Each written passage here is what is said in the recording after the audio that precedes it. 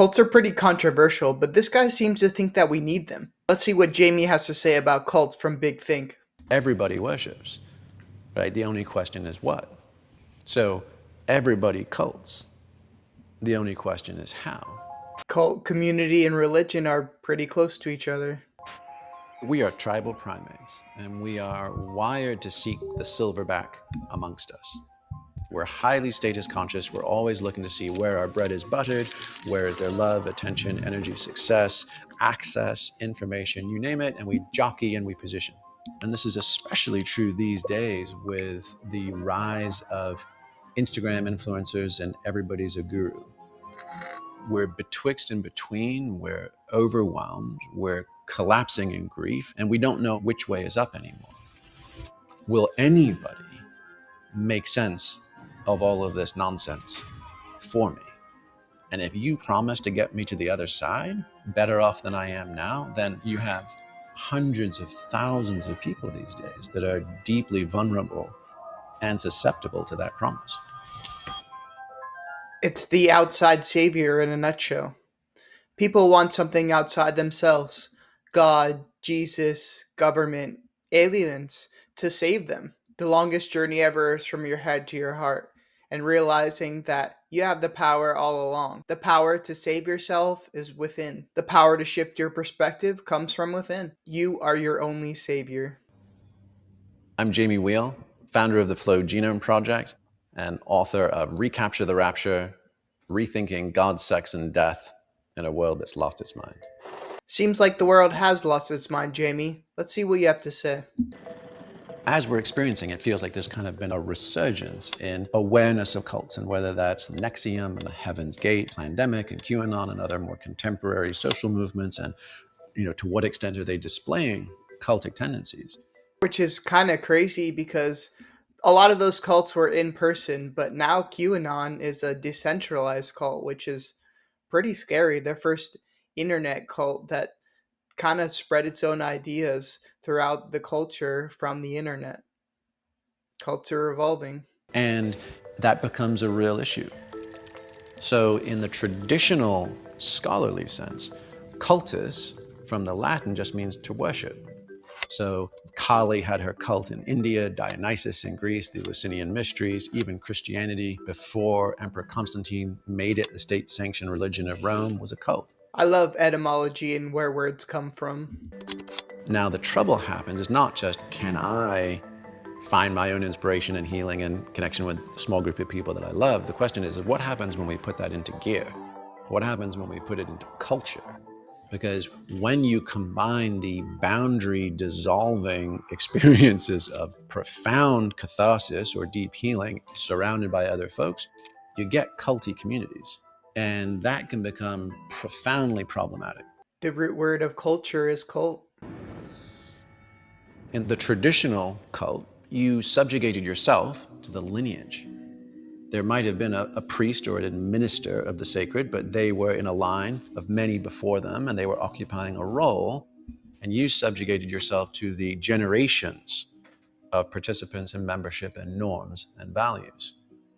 Then, late 19th century through today, you had a fracturing of the traditional religious world, and you had many Eastern teachers, ranging from Tibet to India to Vietnam, coming to the United States, coming to Western Europe. And you had the rise of a lot of spiritual leaders who had broken with the lineages. And they said, now come to me, submit yourself. But this time it's not to a lineage, it's not buffered by generations and generations and elders and checks and balances and precedent. Now you're submitting yourself to me. I'm the God self. I'm the guru.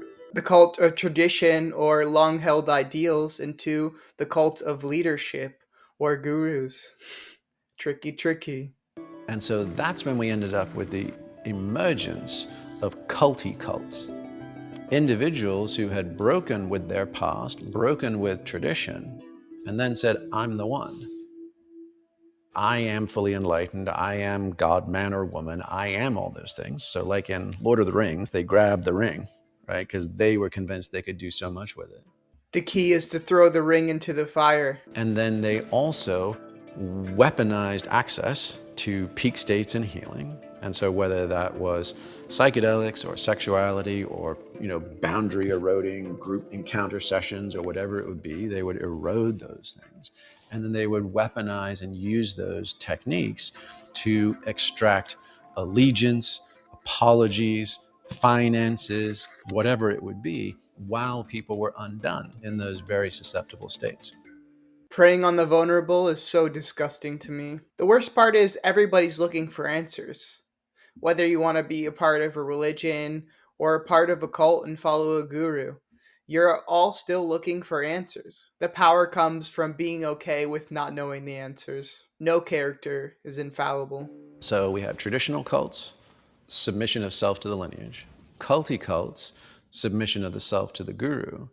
And then we have this notion of ethical cults, right? Ethical community worship, ethical culture. And that's not submission of the self to anybody. Getting into the community aspect, which I love and I'm a big advocate for. I believe that if we could form more communities on the local level and eventually form into a global community, we could change the earth as we know it. That's actually valorization of the self as a sovereign individual and connecting to collective emergent intelligence. The strong individual and the strong collective merging and coming together. How beautiful is that? So if traditional cults was a little bit like taking your seat in the orchestra, and there's the conductor and there's the sheet music and there's the metronome and like play your part, right? And culty cults were a little bit more like a marching band. Like there's the dude with the big hat up front and the baton and the whistle, like follow that person. Then ethical cults are a lot more like playing jazz, which is call and response, listening, and a deep combination of agency, like I can hit my notes and play my instrument, and surrender, which is there's a thing we're looking for together. We'll know it when we find it, but we have to feel the force. We can't force the feel. That's beautiful. Individualism, open mindedness, and coming together to share a common goal, but still working on your own personal goals. Beautiful. So the question is how do we do ethical cults? So I think step one, let's first do no harm. Let's not keep building culty cults. So, no taking advantage of people that are disadvantaged. Then let's say, okay, how might we build healthier communities of worship? And in this case, I would just say bearing witness to life. Can we actually take responsibility for our own development and for our own empowerment?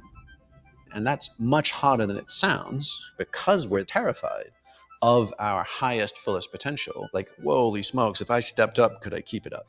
Imagine the possibilities of each of us being our fullest expressions. But in order to do that, we have to accept, acknowledge, and heal the wounds that we have in childhood, growing up, in adulthood.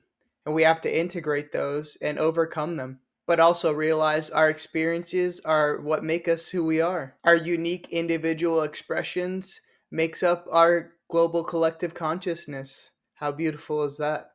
And nature shows us the way to just being you. To appreciate the little things in life and in nature is the easiest thing we can do to realize everything's perfect, everything's in its place, everything's as it should be. If we're trying to build ethical culture where we don't surrender ourselves, and instead of saying they could do it, but I never could, or they're the second coming, but I'm yesterday's news, can we actually accept our power and possibility without apology? All of us have the power and possibility to do endless things. We have endless potential. We just have to accept that fact each individually. And once that happens, of accepting our power individually, imagine what the collective could be. And at the same time, engage each other with curiosity and humility. And if we can do that, then we stand a chance of recapturing our rapture. See, cults aren't so scary because they can form culture and they can form community, which we so desperately need on the earth right now. If we could grow and evolve individually into our strongest power, imagine what the individual has the potential to do, and in turn, what the earth and the future has potential for. If you like this video, make sure to hit that like and subscribe button, and I'll see you in the next one.